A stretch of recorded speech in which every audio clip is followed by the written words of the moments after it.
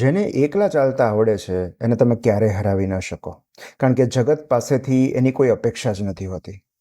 કોઈ સાથે નથી આવવાનું એમ માનીને જે એકલો નીકળી પડે છે એને યુનિવર્સ સપોર્ટ કરે છે, કારણ કે પોતાના પર્પસ કે પથ પર એકલા ચાલી શકવું એ સૌથી મોટી તાકાત છે.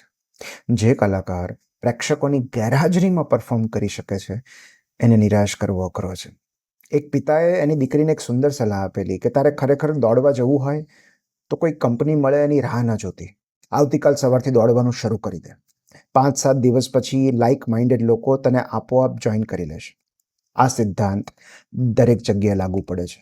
कारवां उसी को मिलता है जो अकेले चलने की हिम्मत रखता है.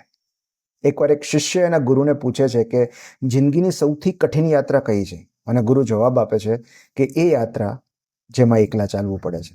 એટલા માટે નહીં કે એ રસ્તો લાંબો છે, પણ એટલા માટે કારણ કે એ રસ્તા પર પ્રશંસા, સમર્થન કે તાળીઓ નથી હોતી, માત્ર તમે અને તમારો ઉદ્દેશ્ય હોય છે.